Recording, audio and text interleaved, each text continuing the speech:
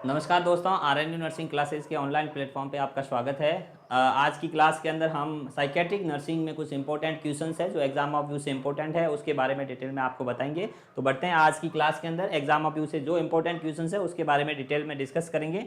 ठीक है, तो फर्स्ट क्वेश्चंस है साइकेट्रिक नर्सिंग के अंदर, और ये जो सभी क्वेश्चंस है वो आगामी जो एग्जामिनेशन है उसके लिए बहुत इंपॉर्टेंट है। एग्जाम के अंदर आ सकते हैं, जैसे लाइक DSIC है, DSSB है, नॉरसेट है, उसके अंदर भी इंपॉर्टेंट है। जो भी अपन ने टर्मिनोलॉजी पढ़ी है, आगे जो साइकेट्रिक या मेंटल हेल्थ नर्सिंग के अंदर टर्मिनोलॉजी पढ़ी है उससे मोस्ट ऑफ क्वेश्चंस है वो पुट किए गए हैं। टर्मिनोलॉजी आपको अच्छे से समझ में आई हुई है तो आपको इस क्वेश्चन को, इन सभी क्वेश्चंस को सॉल्व करने में बिल्कुल प्रॉब्लम नहीं आएगी। ठीक है, तो बढ़ते हैं आगे। आज की क्लास के अंदर जो पहला क्वेश्चन है वो है in following which is not a thought disorder. यदि आपने थॉट डिसऑर्डर पढ़ा है तो इस क्वेश्चन को सॉल्व करने में बिल्कुल इश्यू नहीं आएगा। ठीक है, तो थॉट डिसऑर्डर अपन ने पढ़े। थॉट डिसऑर्डर के अंदर थॉट में क्या क्या था? Formation level, progression level and content level. ठीक है, फॉर्मेशन लेवल के अंदर अपन ने पढ़ा दैट इज द ऑटिज्म या फिर स्टैटिक थिंकिंग। प्रोग्रेशन लेवल के डिसऑर्डर, ठीक है, लूजनिंग ऑफ एसोसिएशन हो गया। ठीक है, thought preservation, thought retardation, thought clang association है, थॉट ब्लॉकिंग है, ये सभी डिसऑर्डर उसके अंदर आते हैं। और जो कंटेंट लेवल के डिसऑर्डर के अंदर अपन बात करते हैं तो फोबिया हो गया है, हाइपोकॉन्ड्रियासिस है, ये सभी किसके अंदर आते हैं? फोबिया, जो थॉट के डिसऑर्डर के अंदर, कंटेंट लेवल के डिसऑर्डर के अंदर आते हैं। ठीक है, तो ये क्वेश्चन क्या पूछा? In following which is not a thought disorder. आपको चारों ऑप्शन अच्छे से पढ़ने हैं, कोई भी ऑप्शन में कंफ्यूजन नहीं रखना है, अच्छे से आपको पढ़ने के बाद में क्वेश्चन को सॉल्व करना है। ठीक है, तो पहला ऑप्शन है वो है प्रिजर्वेशन। प्रिजर्वेशन अपन ने पढ़ा that is the thought preservation. ठीक है, ठीक है, थॉट प्रिजर्वेशन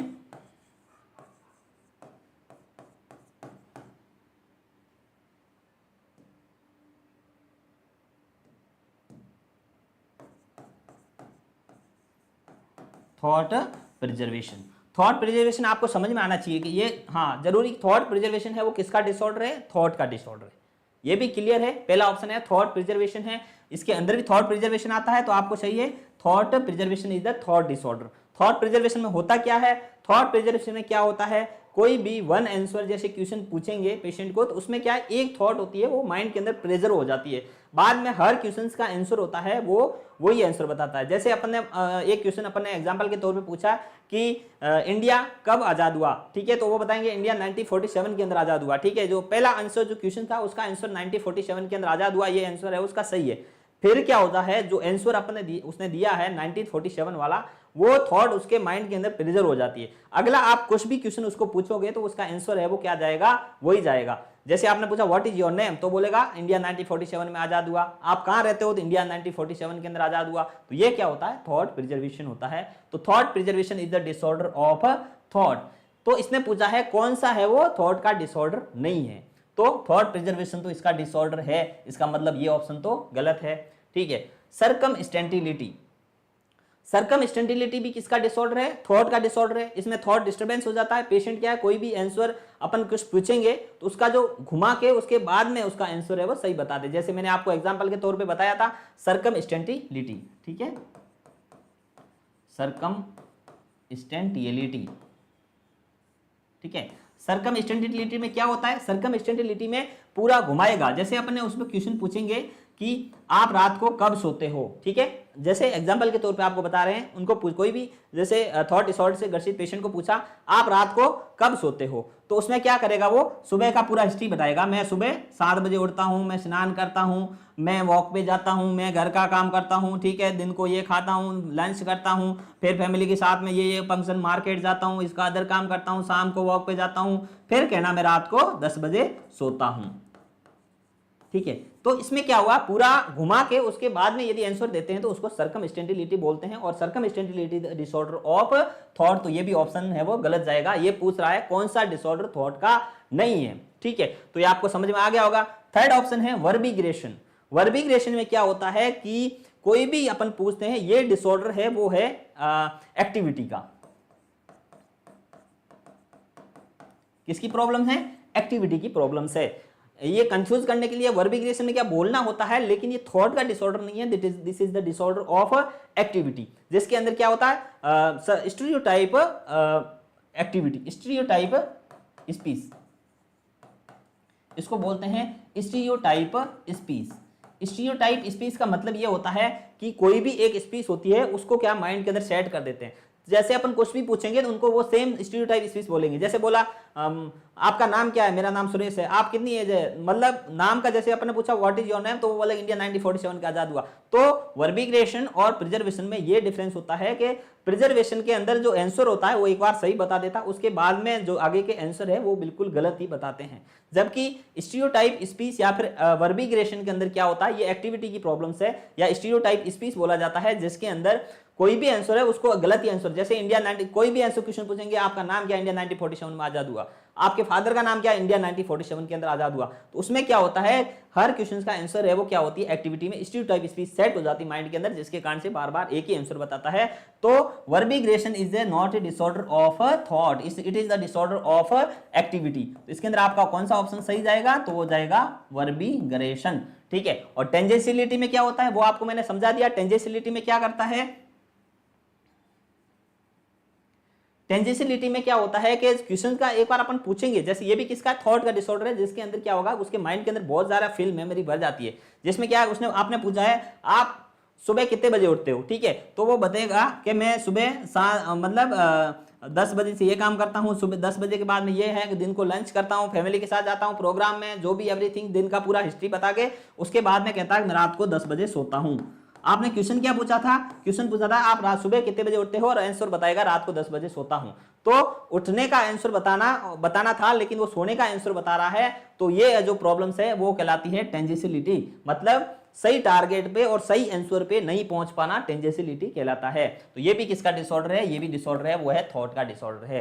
तो ये आपको अच्छे से समझ में आ गया होगा कि वर्बिग्रेशन है वो स्टीरियोटाइप स्पीच होती है, जो इसका डिसऑर्डर नहीं है, थॉट का डिसऑर्डर नहीं है। ठीक है, समझ में आ गया होगा अच्छे से क्वेश्चन आपको। अगले क्वेश्चन की ओर अपन बढ़ते हैं।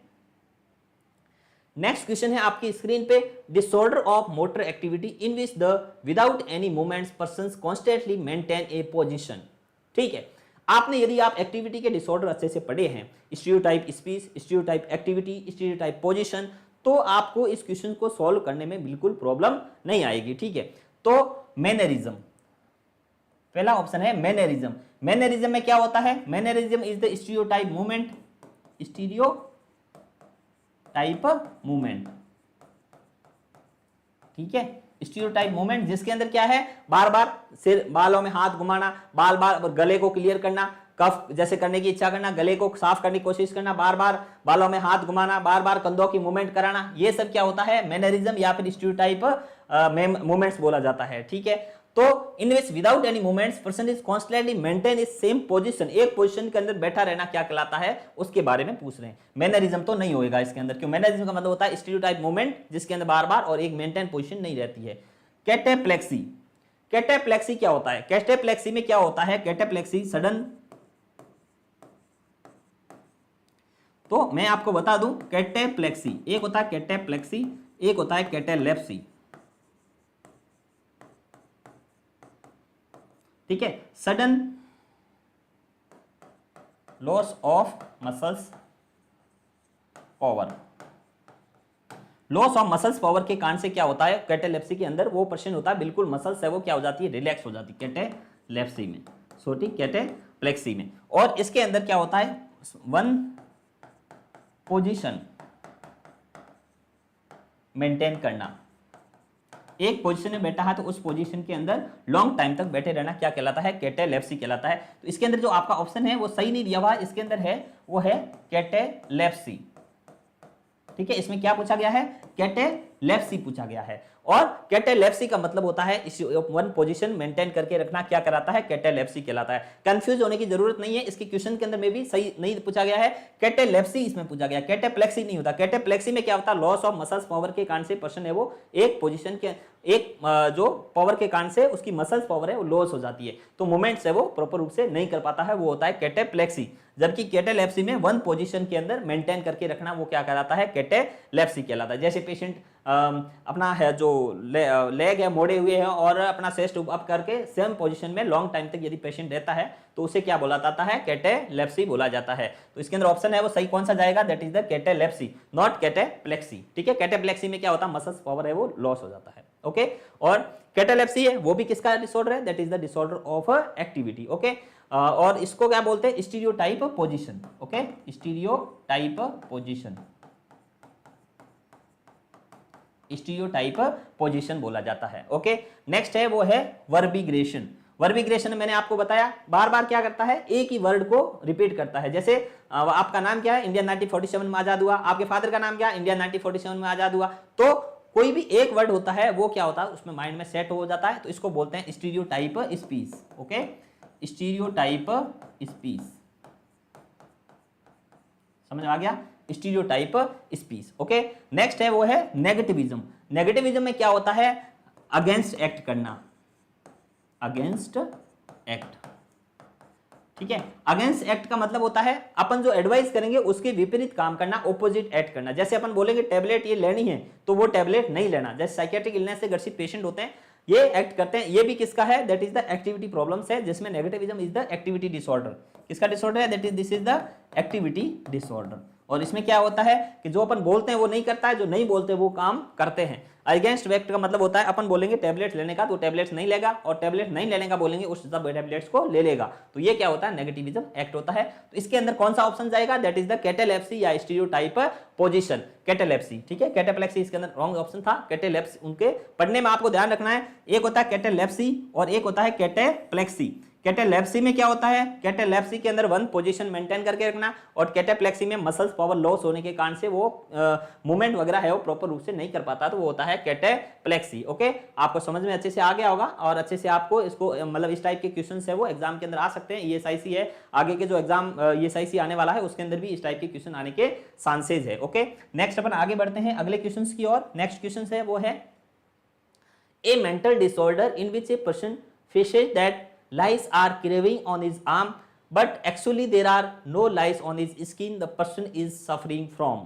ठीक है, ये भी क्वेश्चन एग्जाम ऑफ व्यू से बहुत इंपॉर्टेंट है, इसलिए आपको अच्छे से बताया जा रहा है कि एग्जाम ऑफ व्यू से बहुत इंपॉर्टेंट है क्वेश्चन। ठीक है, ए मेंटल डिसऑर्डर, एक मेंटल डिसऑर्डर से ग्रसित पेशेंट है, उनको क्या ऐसा फील हो रहा है that lice are crawling on his arm but actually there are no lice on his skin. उनको ऐसा लग रहा है कि उनके हाथ के ऊपर है वो क्या है, लाइस है, वो क्रेवल कर रही है, बट एक्चुअल में कोई वो लाइस वगैरह उनके हाथ पे नहीं है। The person is suffering from, first है वो है ऑडिटरी इल्यूजन। ऑडिटरी इल्यूजन का मतलब होता है कोई भी किसी की आवाजें सुनाई देना, जिसमें प्रेजेंट, जैसे कोई पर्सन बाहर से बोल रहा है उसकी आवाजें सुनाई देना, ऑडिटरी इल्यूजन, और जिसके अंदर ऑब्जेक्ट है वो क्या हो, प्रेजेंट हो। ठीक है, नेक्स्ट है वो है ऑडिटरी हेल्यूसिनेशन। ऑडिटरी हेल्यूसिनेशन में क्या होता है कि कोई फैक्टर प्रेजेंट है ही नहीं और ऑब्जेक्ट के एब्सेंट में कोई ऐसी आवाजें आना, वो क्या कहलाता है, ऑडिटरी हेल्यूसिनेशन। ऑडिटरी हेल्यूसिनेशन भी नहीं है। टेक्टाइल इल्यूजन, टेक्टाइल इल्यूजन है वो नहीं होता है, जबकि टेक्टाइल हेल्यूसिनेशन होता है, उसके अंदर ऐसा लगता है कि जो अपना जो लाइस होती है, लाइस क्रेवल ऑन स्किन, ऐसा लगता है उनको, जैसे जुएं चल रही है अपनी स्किन के ऊपर, जुएं क्रेवल कर रही, ऐसा लगता है, लेकिन एक्चुअल में ऐसा कुछ नहीं होता है। जबकि जो इंपॉर्टेंट है किसके अंदर देखने को मिलता है, that is the cocaine abuse.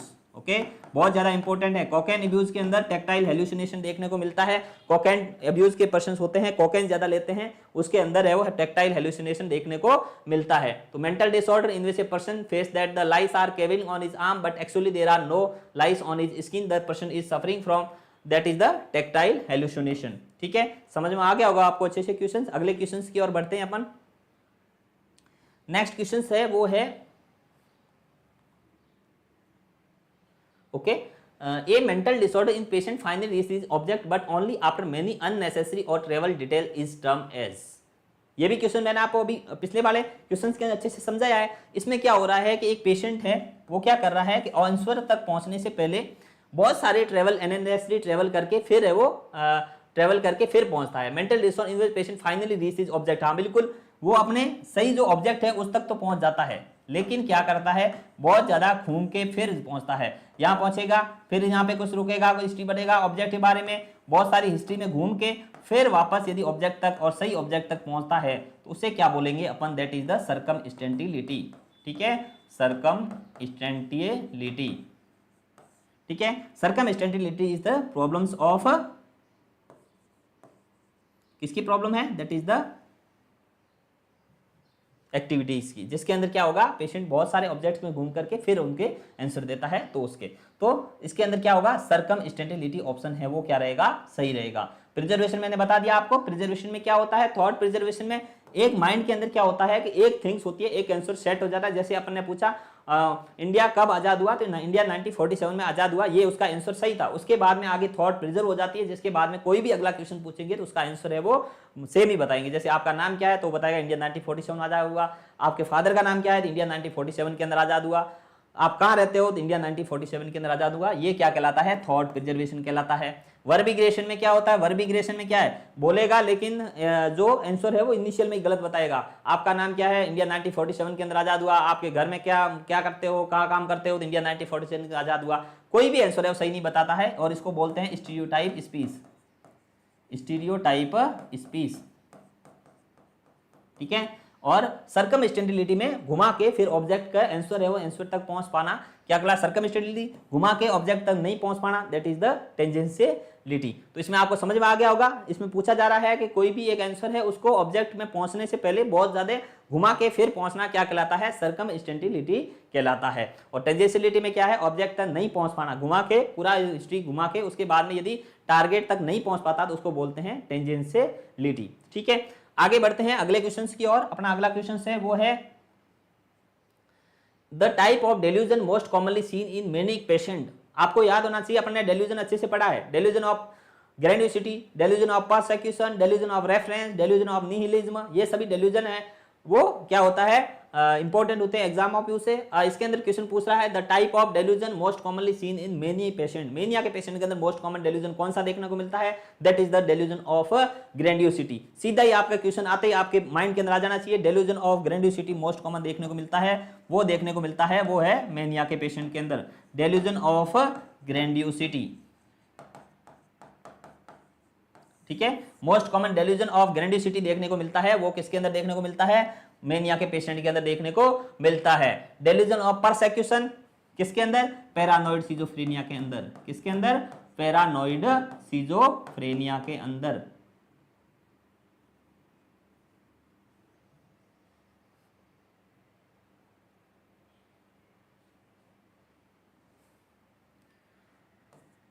Paranoid schizophrenia, paranoid schizophrenia के अंदर कौन सा डेल्यूजन मिलने में है, डेल्यूजन ऑफ परसेक्यूशन, ठीक है। ये भी ऑप्शन इसके अंदर गलत जाएगा।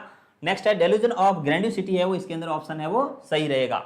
निहिलिस्टिक डेल्यूजन का मतलब क्या होता है, निहिलिस्टिक डेल्यूजन का मतलब होता है उसको कहते हैं ये सुसाइड के जो पेशेंट का इनिशियल स्टेज के सुसाइड के अंदर ऐसी थॉट आती है जिसके अंदर उनको लगता है इस संसार के अंदर उनका कोई एक्सिस्टेंस नहीं है, रहने से कोई मतलब नहीं है, और वो सुसाइडल थॉट आती है और सुसाइड करने के ज्यादा चांस होते हैं निहिलिस्टिक डेल्यूजन के अंदर। उसमें लगता है संसार का कोई मेरी एक्सिस्टेंस नहीं है, मेरी कोई वैल्यू नहीं है, मेरे कोई संसार के अंदर रहने की कोई जरूरत नहीं है, ऐसी थॉट है वो किसके अंदर आती है, that is the nihilistic delusion. और दूसरा है डेल्यूजन ऑफ गिल्ट, गिल्ट के अंदर भी ऐसा फील होता है, गिल्टी फील होता है, कोई भी काम करता है उसके लिए लगता है कि मैं रेस्पॉन्सिबल हूं, हर चीज के लिए अपने खुद को दोष देता है, और लास्ट में जाकर के डिप्रेशन के पेशेंट के अंदर निहिलिस्टिक और गिल्ट का जो पेशेंट होते हैं डिप्रेशन के है वो डिप्रेशन के पेशेंट के अंदर मोस्ट कॉमन देखने को मिलता है। डिप्रेशन और सुसाइडल टेंडेंसी के जो पेशेंट होते हैं उसके अंदर nihilistic delusion and delusion of guilt है वो देखने को मिलता है। मोस्ट कॉमन डेल्यूजन है मेनिया के पेशेंट के अंदर कौन सा डेल्यूजन देखने को मिलता है, that is the delusion of grandiosity, ठीक है। और डेल्यूजन ऑफ ग्रेंडियोसिटी में क्या होता है,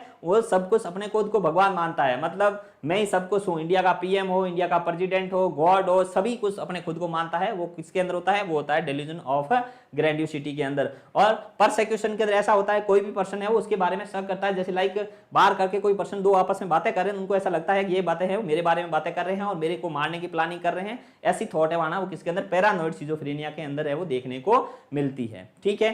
तो आपको समझ में आ गया होगा ये क्वेश्चंस। अगले क्वेश्चंस की ओर अपन बढ़ते हैं।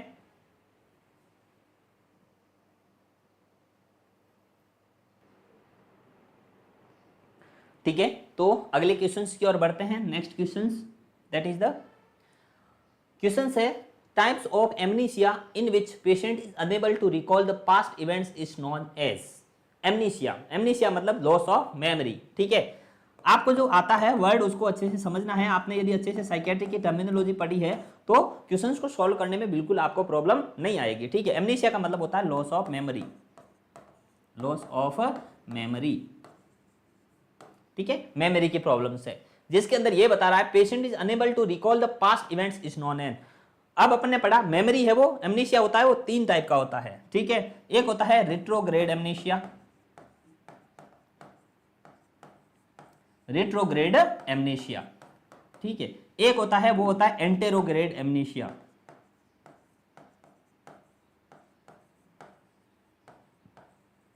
और एक होता है वो होता है सर्कमस्क्राइब एमनीशिया, सर्कमस्क्राइब्ड एमनीशिया, ठीक है। समझ में आ गया होगा आपको कि कौन कौन से, retrograde amnesia, anterograde amnesia and circumscribed amnesia. Retrograde amnesia में क्या होता है, रेट्रोग्रेड एमनीशिया का मतलब ये होता है कि इसमें क्या होता है, कोई भी इवेंट्स या फिर कोई ट्रॉमा या फिर कुछ ऐसा इवेंट्स हो जाता है, उससे पहले की सारी मेमोरी होती है वो क्या हो जाती है, लॉस हो जाती है, ठीक है। लॉस ऑफ मेमोरी होती है, मेमोरी कब की, इवेंट से पहले की और इवेंट्स की ड्यूरिंग की सभी मेमोरी लॉस हो जाना क्या कहलाता है, रेट्रोग्रेड एमनीशिया कहलाता है। जैसे आपने पढ़ा होगा ईसीटी के अंदर, ईसीटी के अंदर मोस्ट कॉमन जो कॉम्प्लिकेशन होता है वो होता है रेट्रोग्रेड एमनीशिया। इंपॉर्टेंट है, एग्जाम में भी याद रखना, ईसीटी का मोस्ट कॉमन कॉम्प्लिकेशन है वो है रेट्रोग्रेड एमनीशिया, जिसके अंदर क्या होता है, पेशेंट को ईसीटी के ड्यूरिंग का और ईसीटी से पहले का जो भी मेमोरी थी वो पूरी मेमोरी लॉस हो जाती है, उसको कुछ याद नहीं रहता है, तो उसे को बोलते हैं रेट्रोग्रेड एमनीशिया। ओके, समझ में आ गया होगा। इवेंट्स और इवेंट से पहले की पूरी मेमोरी लॉस होना, before the events, events and before events, events and before events की मेमोरी लॉस हो जाना क्या कहलाता है, that is the retrograde amnesia कहलाता है। ओके, नेक्स्ट अपन बात करते हैं एंटेरोग्रेड एमनीशिया। एंटेरोग्रेड एमनीशिया के बाद मतलब ये होता है कि इवेंट्स के बाद की, आफ्टर द इवेंट्स, ठीक है, कि इवेंट्स और इवेंट से पहले की मेमोरी तो रहती है, लेकिन आगे जो रिटेन करने की कैपेसिटी होती है वो क्या हो जाती है, कम हो जाती है, आगे याद नहीं रख पाता है, मतलब कुछ नेक्स्ट आके कोई भी रिकॉल करने की कैपेसिटी होती है वो क्या हो जाती है, लॉस हो जाती है, इसको बोलते हैं एंटेरोग्रेड एमनीशिया।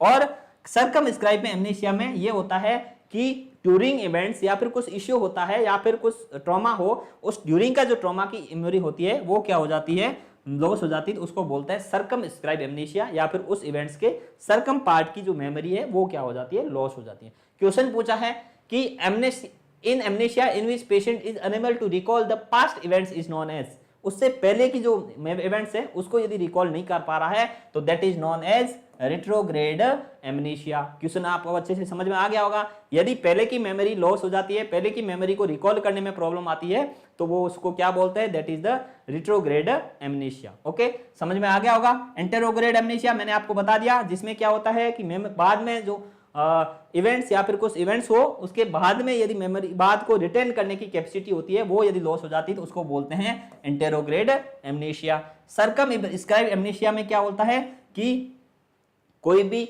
इवेंट्स है और उसके ड्यूरिंग की एमनीशिया मेमोरी लॉस हो जाना वो क्या कहलाता है, सर्कमस्क्राइब एमनीशिया। और पैरा एमनीशिया में क्या होता है, वो होता है deja vu and jamais vu, जिसके अंदर क्या होता है कि फेमिलियरिटी विद अनफेमिलियर सिचुएशन और familiarity with unfamiliar person, that is known as para amnesia. ठीक है, ओके।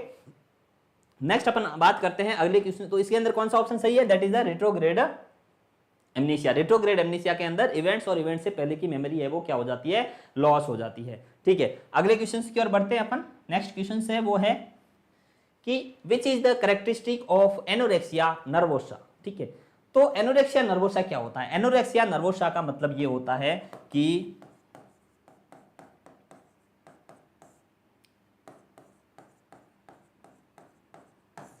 पेशेंट को ऐसा लगता है, ये भी क्या एक साइकेट्रिक इलनेस है जिसमें पेशेंट को ऐसा लगता है कि मैं बहुत ज्यादा मोटा या मोटी हो गई। मोस्ट ऑफ जो एनोरेक्सिया नर्वोसा है वो फीमेल के अंदर देखने को मिलता है। ठीक है, उसमें क्या होता है, बॉडी डिस्मॉर्फी, बॉडी को अच्छा रखने के लिए ये जो मोस्ट कॉमन देखने को मिलता है, जैसे हीरोइन हो गए या फिर जैसे कुछ होते हैं ना फिल्म में जिसमें जाना चाहते हैं या फिर कुछ अपने जो बॉडी को अच्छे से रखना चाहते हैं, बॉडी डिस्मॉर्फी मेंटेन करना चाहते हैं, उन पेशेंट को देखने को मिलता है। एनोरेक्सिया नर्वोसा में ये होता है कि अपनी शरीर में उसे लगता है कि मेरा शरीर बहुत ज्यादा ओबेसिटी हो रहा है, मोटा हो रहा है, इसलिए खाना पीना है वो बिल्कुल क्या कर देते हैं, बंद कर देते हैं। और खाना पीना बंद कर देते हैं, खाना पीना बंद करने के साथ साथ जो खाया है उसको क्या करते हैं, अंगुली डाल के उल्टी कर लेते हैं, या फिर खाना खाया उसको उल्टी करके बाहर निकालना।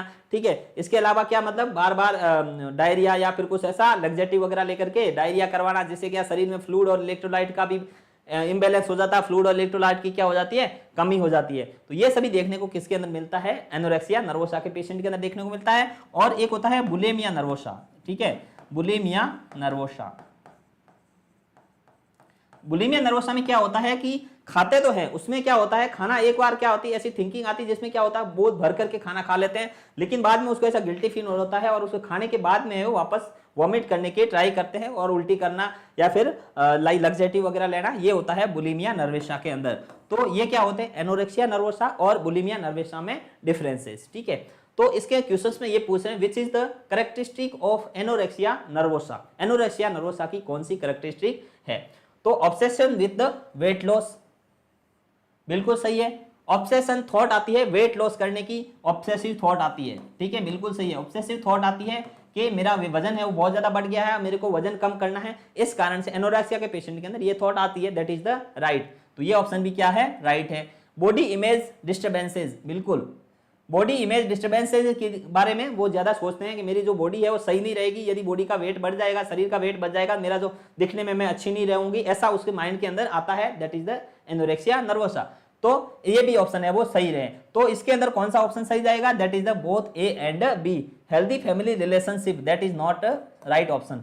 फैमिली के साथ में हेल्दी फैमिली रिलेशनशिप के कारण से एनोरेक्सिया नर्वोसा होता है, that is the not the right answer. तो इसके अंदर राइट आंसर कौन सा होगा, ऑब्सेसिव थॉट आती है वेट लॉस की, और इसके साथ में बॉडी इमेज डिस्टर्बेंस के कारण से या फिर बॉडी इमेज डिस्टर्ब हो गई है, ऐसा उनको ऐसा लगता है, जिस कारण से बार बार है वो पेशेंट है वो क्या करता है कि उल्टी करना, वॉमिट करने की कोशिश, कंपल्सिव लाइक वॉमिटिंग करने की कोशिश करता है, लग्जेटिव लेता है, जिसके कारण से क्या होगा, डिहाइड्रेशन, पेशेंट का वेट लॉस हो जाता है और बिल्कुल थका थका सा लगना स्टार्ट हो जाता है एनोरेक्सिया नर्वोसा के अंदर। जबकि बुलिमिया नर्वोसा में पेशेंट मोटा होता है, क्योंकि एक बार भरपूर जम के खाना खा लेता है, उसके बाद में उनको लगना स्टार्ट होता है मैंने खाना ज्यादा खा लिया, इस कारण मेरा वजन बढ़ जाएगा, फिर वॉमिट करने की कोशिश करता है या अंगुली डाल के उल्टी करने की कोशिश करता है या फिर लग्जेटिव है ऐसे लेने की कोशिश करता है, तो वो हो जाता है बुलिमिया नर्वोसा, ठीक है। आपको समझ में आ गया होगा, आपको अच्छे से डिटेल में बुलिमिया नर्वोसा और एनोरेक्सिया नर्वोसा इसमें क्या डिफरेंसेज होते हैं, किसके अंदर क्या क्या डिस्टर्बेंस होते हैं, ये भी इंपॉर्टेंट है, किसके अंदर इलेक्ट्रोलाइट इंबैलेंस होता है, किसके अंदर वेट लॉस होता है और किसके अंदर वेट लॉस नहीं होता है। तो बुलिमिया एनोरेक्सिया नर्वोसा के अंदर क्या होता है, वेट लॉस, जबकि बुलिमिया नर्वोसा में वेट लॉस नहीं होता है, ठीक है। क्यों नहीं होता है, क्योंकि वो दबा के एक बार खाना खा लेते हैं, उसके बाद में उनको लगता है ऐसा, फिर उल्टी करता है। जबकि एनोरेक्सिया नर्वोसा में पेशेंट खाना भी नहीं खाता है और उसके साथ साथ उल्टी कर ज्यादा खाना बिल्कुल बंद कर देता है, पानी पीना भी नहीं चाहता है, उसके बाद में वॉमिट और लग्जेटिव लेकर के डायरिया जैसे इवेंट्स होंगे, तो क्या होगा, पेशेंट का डिहाइड्रेशन होगा और वेट लॉस हो सकता है, ठीक है। तो ये है कुछ, ये क्वेश्चन था जिसका आंसर है वो अपना क्या जाएगा, that is both A and B, obsession with the weight loss and body image disturbance के कारण से ऐसी थॉट आती है, ठीक है। अगले क्वेश्चन की ओर बढ़ते हैं अपन। नेक्स्ट क्वेश्चन है वो है the disease characterised bye 4A, ठीक है। 4A डिजीज सिम्टम्स है वो किसमें देखने को मिलता है, दैट इज द सिजोफ्रेनिया, ठीक है। आपने यदि पढ़ा है तो इसके क्वेश्चन का आंसर देने में कोई इश्यू नहीं आएगा, ठीक है। और किसने दिए थे, यूगन ब्लूलर ने, ठीक है, यूगन ब्लूलर ने 4A सिम्टम्स दिए थे, ठीक है। इसमें था एसोसिएटिव लूजनेस,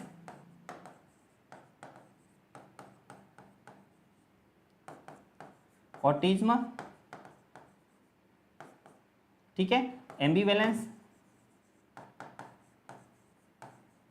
ठीक है। तो एस्थेटिक लूजनेस, ऑटिज्म, एम्बिवेलेंस और ये जो सिम्टम्स होते हैं वो किसमें, इनएप्रोप्रिएट,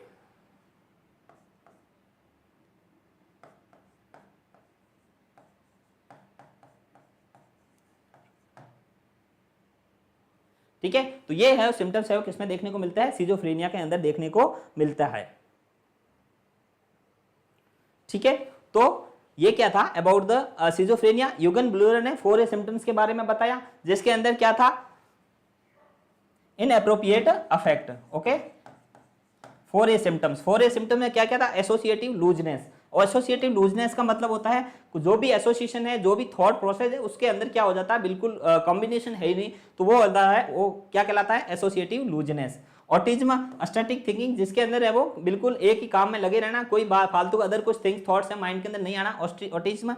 एम्बिवेलेंस, ठीक है, जिसके अंदर क्या है मतलब उसका एक्ट है वो सही नहीं रहता है, उसकी थॉट प्रोसेस बिल्कुल सही नहीं रहती है। और इनएप्रोप्रिएट अफेक्ट का मतलब है वो जहां पे रोना, जहां पे सैडनेस करना होता है वहां पे हैप्पीनेस, और हैप्पीनेस की जगह पे सैडनेस, वो क्या कहलाता है, इनएप्रोप्रिएट अफेक्ट कहलाता है।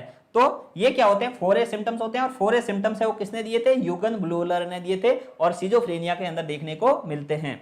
और ये क्या है, 4A सिम्टम्स किसके अंदर होते हैं, सिजोफ्रेनिया के अंदर, ठीक है, आपको समझ में आ गया होगा। ये क्या है, मैनिक डिप्रेसिव साइकोसिस, एमडीपी का मतलब होता है मैनिक डिप्रेसिव साइकोसिस, इसके अंदर ये सिम्टम्स नहीं देखने को मिलता है, मैनिक डिप्रेसिव साइकोसिस, ठीक है। ओसीडी, ऑब्सेसिव कंपल्सिव डिसऑर्डर, ठीक है, और सिजोफ्रेनिया और delirium is the acute brain syndrome, जिसके अंदर क्या होता है, क्लाउडेड कॉन्शियसनेस देखने को मिलती है। क्लाउडेड कॉन्शियसनेस या फिर एक्यूट ब्रेन सिंड्रोम है वो किसको बोला जाता है, डेलीरियम को बोला जाता है। और सिजोफ्रेनिया के अंदर यूगन ब्लूलर ने 4A सिम्टम दिए, associative looseness, autism, ambivalence and inappropriate affect, ठीक है, अफेक्ट प्रॉब्लम्स, ठीक है। नेक्स्ट अपन अगले क्वेश्चंस की ओर बढ़ते हैं। अपना अगला क्वेश्चन है वो है sleep disorder in which there is the difficulty in maintain sleep is term as, ठीक है। तो इसमें क्या होता है, एक स्लीप डिसऑर्डर जिसके अंदर है वो डिफिकल्टी मेंटेन स्लीप है वो उसको मेंटेन करने में डिफिकल्टी आती है, तो उसको क्या बोलते हैं, इसको बोलते हैं insomnia, difficulty in initiation and maintain of sleep,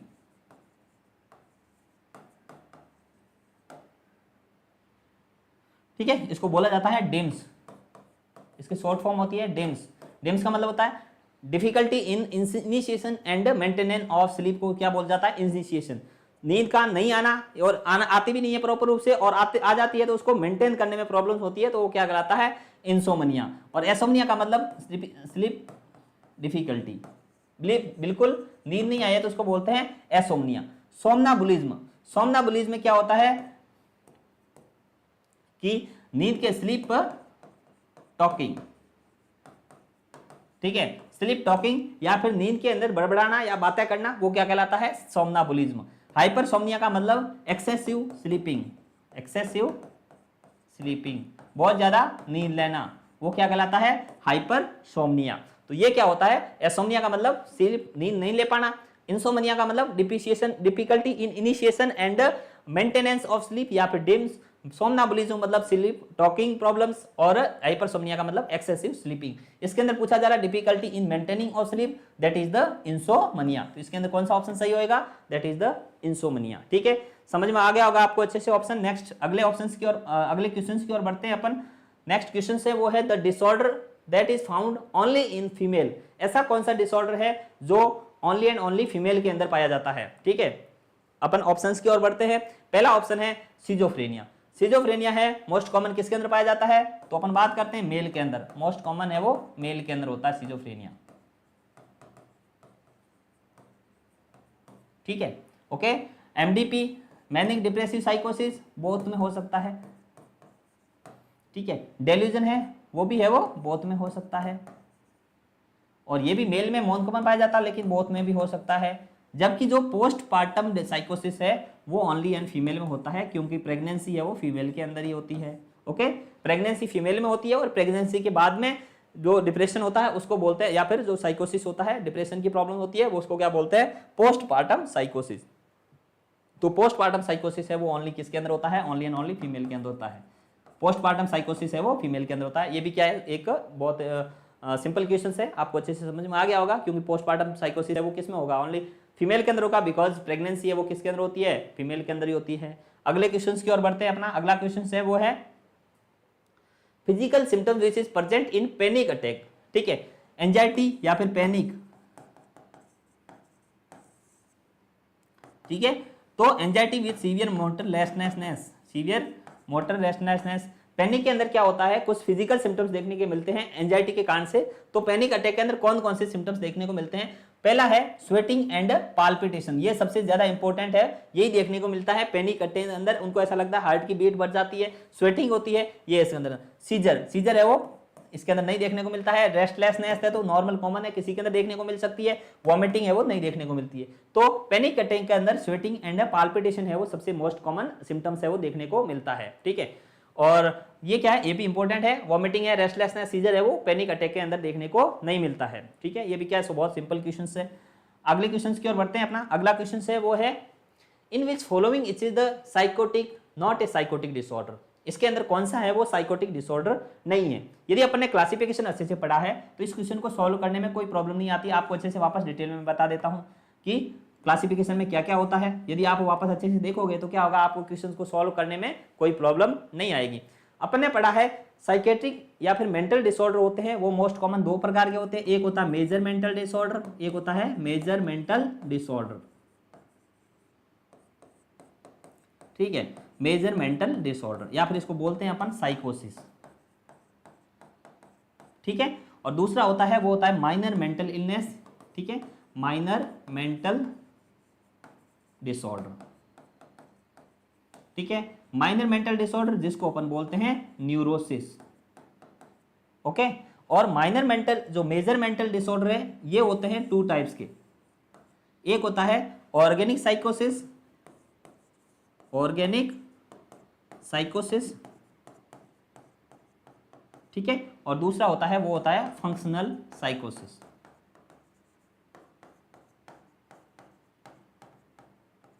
ठीक है, ऑर्गेनिक साइकोसिस के अंदर दो डिसऑर्डर होते हैं, वो होते हैं डेलेरियम एंड डेमेंशिया। डेलेरियम और दूसरा है वो है dementia. Delirium is the consciousness problem और dementia is the memory problem. ठीक है, मेमोरी का इश्यू है। समझ में आ गया। नेक्स्ट है फंक्शनल साइकोसिस। फंक्शनल साइकोसिस भी आगे जाकर के दो पार्ट है, दैट इज द सिजोफ्रेनिया और एक है मूड डिसऑर्डर। ठीक है, ये सब किसके क्लासिफिकेशन हो गया, मेजर मेंटल इलनेस या फिर साइकोसिस का क्लासिफिकेशन हो गया। नेक्स्ट अपन बात करते हैं माइनर मेंटल इलनेस के अंदर, तो इसके अंदर आता है वो आता है हाइपोकॉन्ड्रियासिस। हाइपोकॉन्ड्रियासिस हो गया।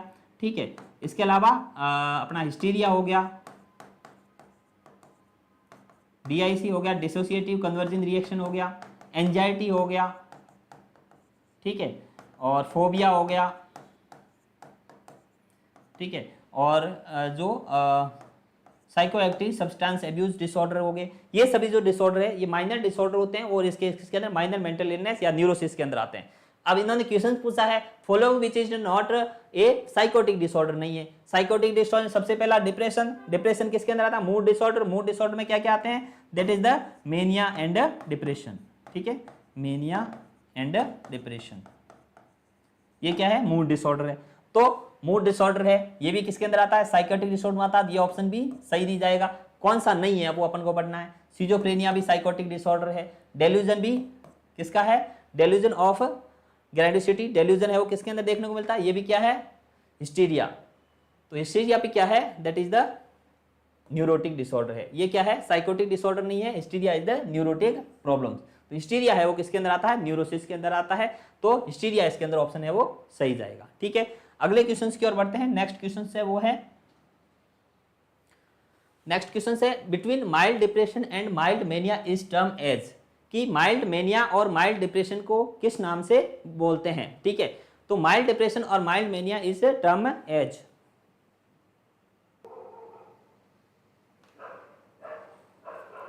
ठीक है, तो इस ऑप्शन की ओर बढ़ते हैं। Between mild depression and mild mania term as, मतलब माइल्ड डिप्रेशन और माइल्ड मेनिया दोनों के सिम्टम्स देखने को मिलता है तो उसको अपन क्या बोलते हैं, तो इसको बोलते हैं साइक्लोथाइमिया। यदि माइल्ड डिप्रेशन के यदि सिम्टम्स कंटिन्यूस देखने को मिलता है,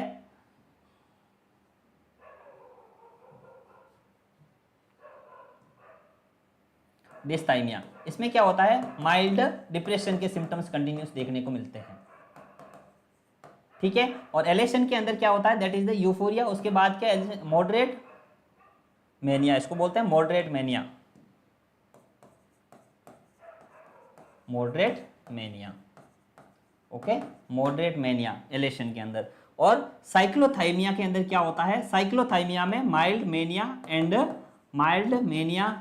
माइल्ड डिप्रेशन माइल्ड डिप्रेशन, दोनों के सिम्टम्स देखने को मिलते हैं तो उसको बोलते हैं साइक्लोथाइमिया। ठीक है, mild mania and mild depression के सिम्टम्स है वो किसके अंदर देखने को मिलते हैं? साइक्लोथाइमिया के अंदर। यूथाइमिया मतलब नॉर्मल डिप्रेशन, मेनिया और डिप्रेशन के सिम्टम्स है वो देखने को मिलते हैं तो उसको यूथेमिया बोलते हैं। इसके अंदर कौन सा ऑप्शन सही जाएगा? That is the cyclothymia. Cyclothymia में क्या होता है? माइल्ड मेनिया और माइल्ड डिप्रेशन के सिम्टम्स है वो देखने को मिलते हैं। तो between mild depression and mild mania is term is known as cyclothymia. Okay, next अपन अगले क्वेश्चंस की ओर बढ़ते हैं। नेक्स्ट क्वेश्चन है वो है अपना कि hysteria is a psychotic disorder, neurotic disorder, gynaecological disorder, obstetrical disorder. आपको पता है hysteria is the neurotic disorder, कुछ इसमें कंफ्यूजन होने की जरूरत है ही नहीं क्योंकि अपन को क्लासिफिकेशन अच्छे से पता है। तो इस डिसऑर्डर को या फिर डिसऑर्डर को पढ़ा है तो क्वेश्चंस को सॉल्व करने में बिल्कुल प्रॉब्लम नहीं आएगी। ये क्या है? बहुत सिंपल क्वेश्चंस है जिसके अंदर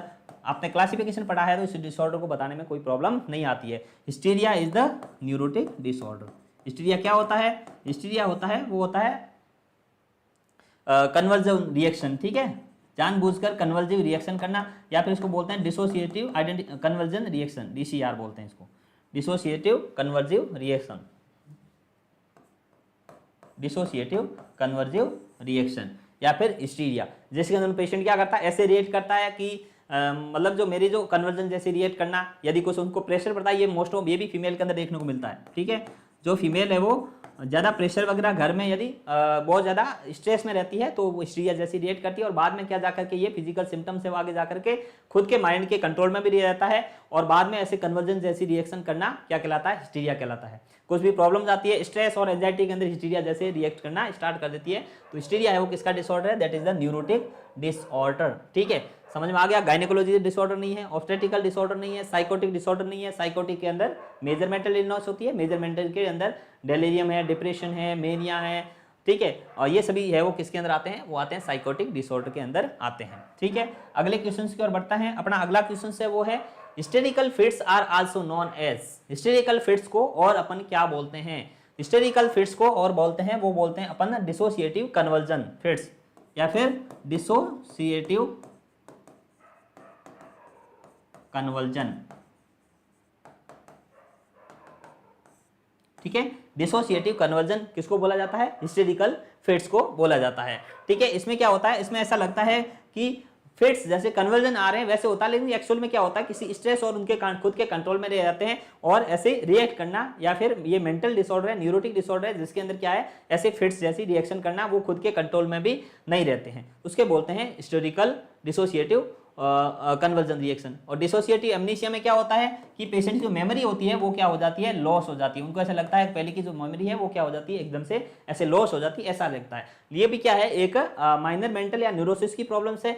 इसके अंदर क्या होता है? डिसोसिएटिव फ्यूज के अंदर क्या होता है? पेशेंट का जो लगता है कि मेमोरी जो उनका पार्ट्स है इवेंट्स होते हैं वो क्या होता है? लॉस हो जाते हैं। मेमोरी के पार्ट्स होते हैं वो क्या हो जाती है? लॉस हो जाती है डिसोसिएटिव फ्यूज के अंदर। ठीक है, अगले अपन बढ़ते हैं। नेक्स्ट है डिसोसिएटिव कन्वर्जन और डिसोसिएटिव कन्वर्जन को है वो क्या बोला जाता है? हिस्टेरिकल फिट्स है वो बोला जाता है। ठीक है, डिसोसिएटिव मोटर डिसऑर्डर जिसके अंदर क्या होता है? कुछ मोटर मूवमेंट होती है उसके अंदर डिस्टर्बेंस है वो होते हैं और पेशेंट को ये क्या है? एक हिस्टीरिया या फिर क्या होता है? खुद के माइंड की में कंट्रोल में नहीं रहता है और ऐसे रिएक्ट करना स्टार्ट कर देता है। That is the dissociative conversion reaction भी बोला जाता है। ठीक है, नेक्स्ट अपन आगे बढ़ते हैं अगले क्वेश्चन की ओर। अगला क्वेश्चन है वो है एक 23-year-old client has been admitted with a diagnosis of schizophrenia, says to the nurse, I want 5 cigar, I have been Havana, she rose out of the waters in a bikini। तो ये जो words है that's laterally you know these statements illustrate। अब इसमें जो words है इसके अंदर कुछ कॉम्बिनेशन है ही नहीं, ऐसे बोल रहा है ठीक है, आई वॉन द 5 सिगरेट में मतलब 5 सिगरेट वॉन है, I have been in Havana, she rose out of the water in the bikini. तो that is the words are not with association.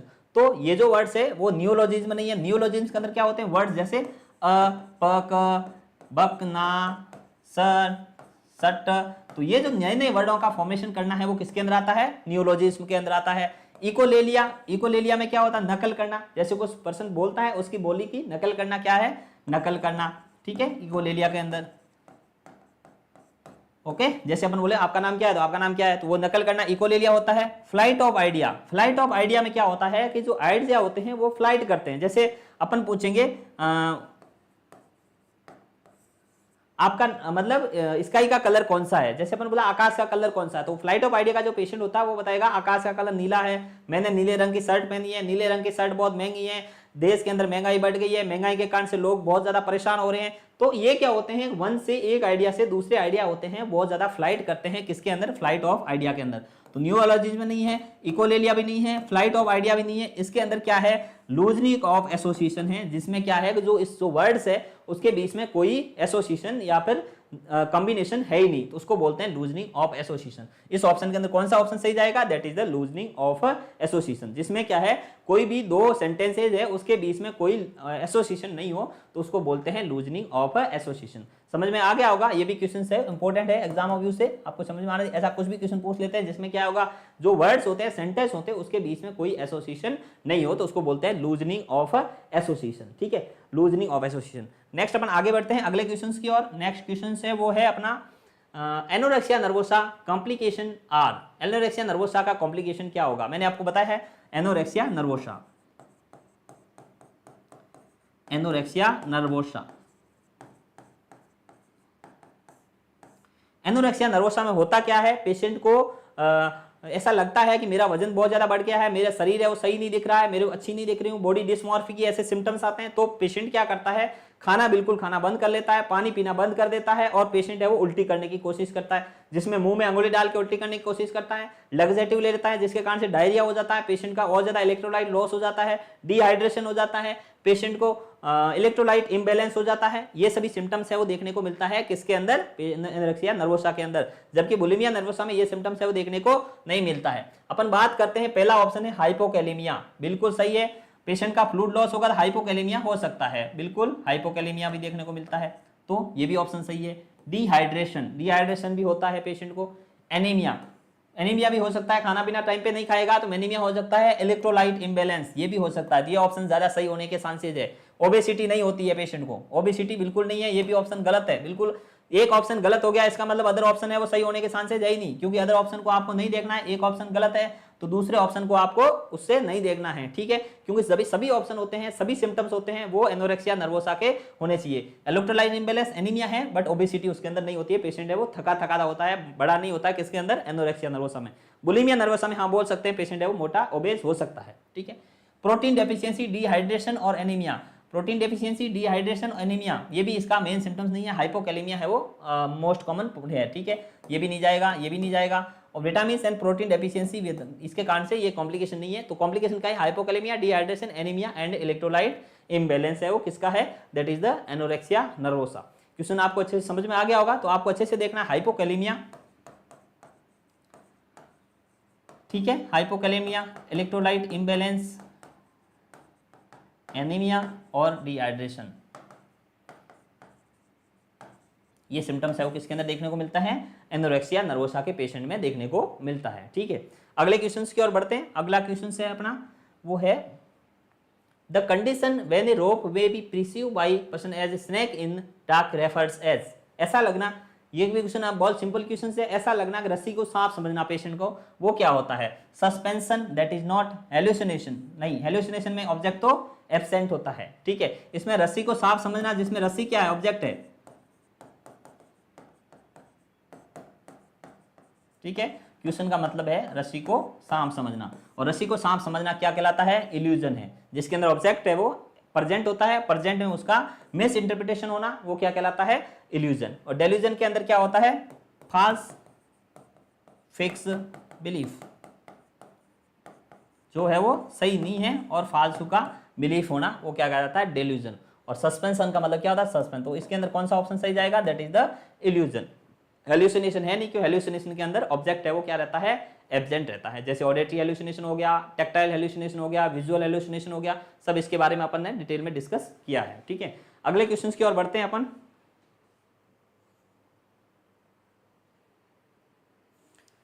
ठीक है, अगले क्वेश्चन है अपना वो है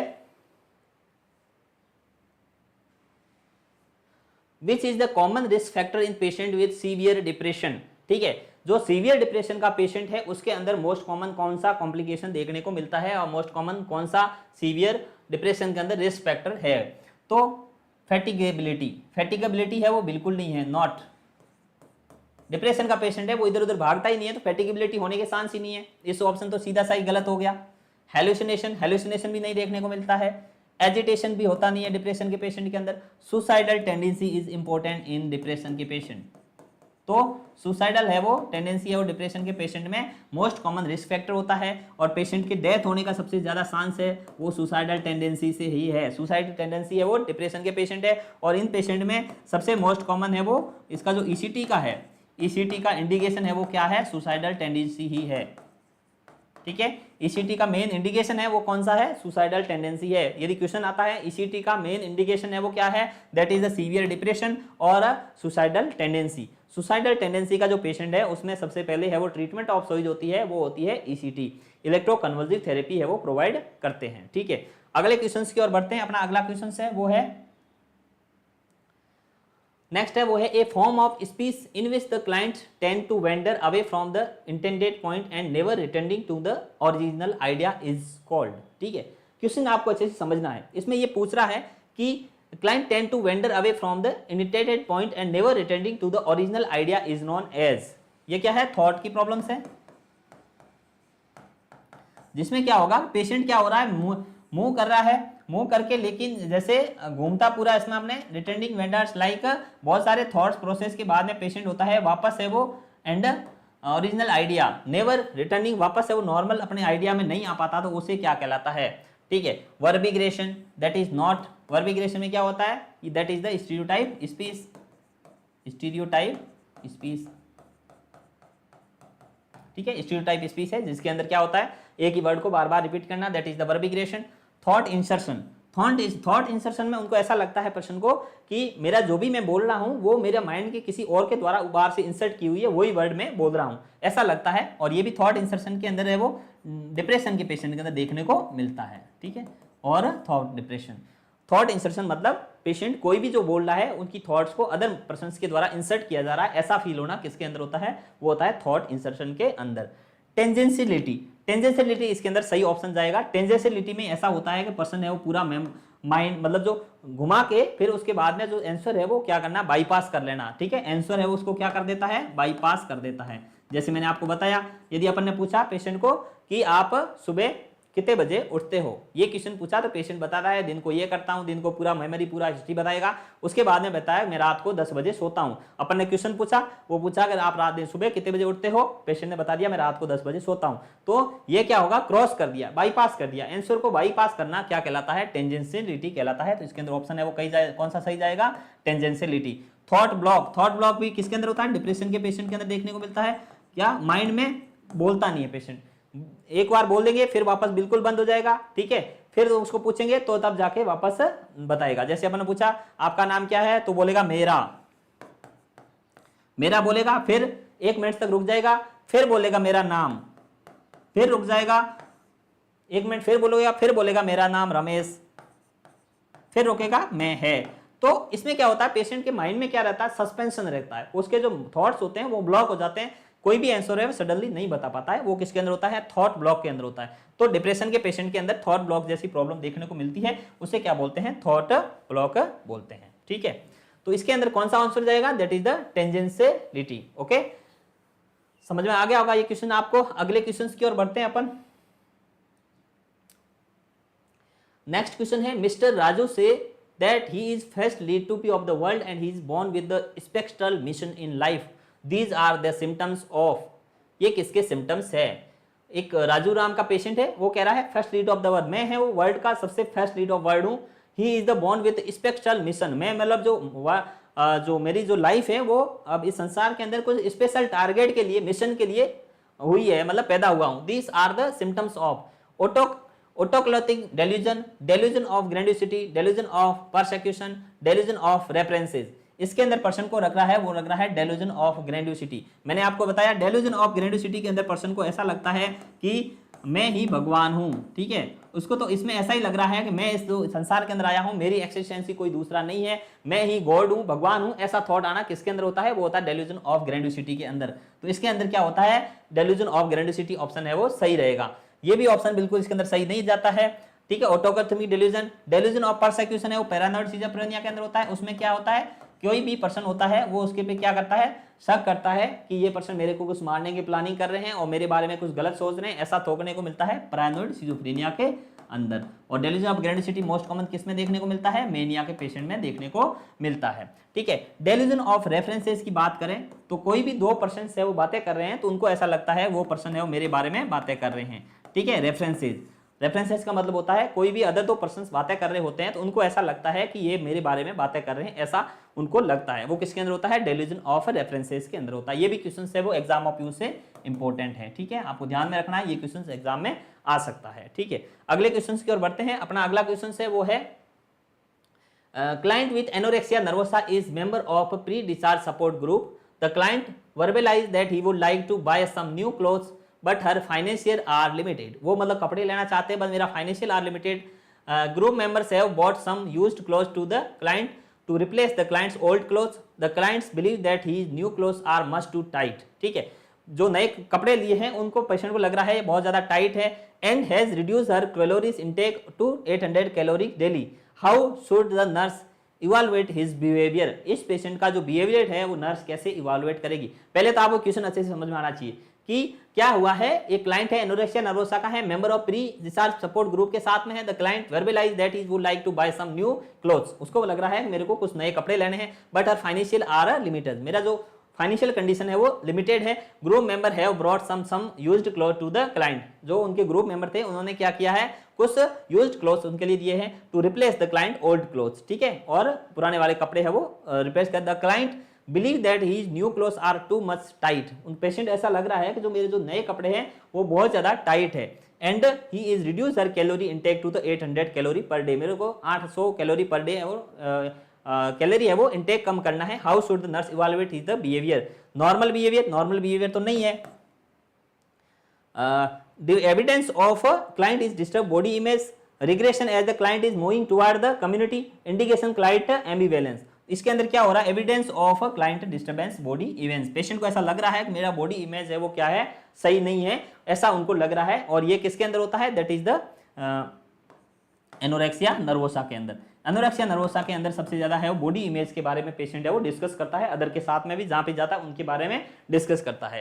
ठीक है, इंडिकेटिंग क्लाइंट एम्बिवेलेंस, ये भी ऑप्शन सही नहीं है। और regretting the client is toward the community, उसको रिग्रेट फील हो रहा है, ऐसा भी नहीं है। पेशेंट को क्या लग रहा है, डिस्टर्बेंस बॉडी इमेज के बारे में पेशेंट है वो ज्यादा सोच रहा है। ठीक है, तो ये आपको क्वेश्चन अच्छे से समझ में आ गया होगा। एनोरेक्सिया का पेशेंट है जो अपनी बॉडी इमेज और बॉडी डिस्मॉर्फी के अकॉर्डिंग है वो सोच रहा है। ठीक है, अगले क्वेश्चन की ओर बढ़ते हैं। अपना अगला क्वेश्चन है वो है nurse is caring for a clients having suicidal thoughts, so a nurse should alert to the feeling of frustration and fear of death, anger and restlessness, anxiety, helplessness and hopeless। तो frustration and fear of death ये भी नहीं रहेगा। ठीक है, feeling nurse should alert for feeling of hopeless और helpless का patient होगा तो वो सुसाइड या फिर सुसाइडल थॉट्स है वो ज्यादा रहते हैं। इसके अंदर कौन सा ऑप्शन सही जाएगा, हेल्पलेस एंड होपलेस। एंजाइटी वाला पेशेंट सुसाइड नहीं करता। एंगर और रिस्ट्रेंटमेंट वाला पेशेंट वो भी है वो सुसाइड की थॉट्स है वो उनके अंदर नहीं आती है। पेशेंट होपलेस और हेल्पलेस हो जाता है तो उसके बाद में उसको सुसाइडल थॉट्स, सुसाइडल टेंडेंसी है वो क्या होती है, टाइम के साथ साथ इंक्रीज हो जाती है। ओके, तो इस क्वेश्चन के अंदर आंसर है वो कौन सा जाएगा, that is the helpless and hopeless होता है पेशेंट, वो सुसाइड करने के बारे में ज्यादा सोचता है। ठीक है, अगले क्वेश्चन की ओर बढ़ते हैं अपन। तो ऑल ओवर ये क्या था, साइकेट्रिक से या मेंटल हेल्थ नर्सिंग से रिलेटेड कुछ इंपॉर्टेंट क्वेश्चंस थे जो अगले वाले एग्जाम है उसके अंदर इंपॉर्टेंट है, आ सकते हैं। आपको अच्छे से क्वेश्चंस है वो समझ में आ गए होंगे और आपको अगली क्लास के अंदर जो अगले कुछ क्वेश्चंस है जो एग्जाम ऑफ व्यू से इंपॉर्टेंट होंगे उसके बारे में डिस्कस करेंगे। आरएनयू नर्सिंग क्लासेस के ऑनलाइन प्लेटफॉर्म से जुड़े रहने के लिए बहुत बहुत धन्यवाद and thank you very much.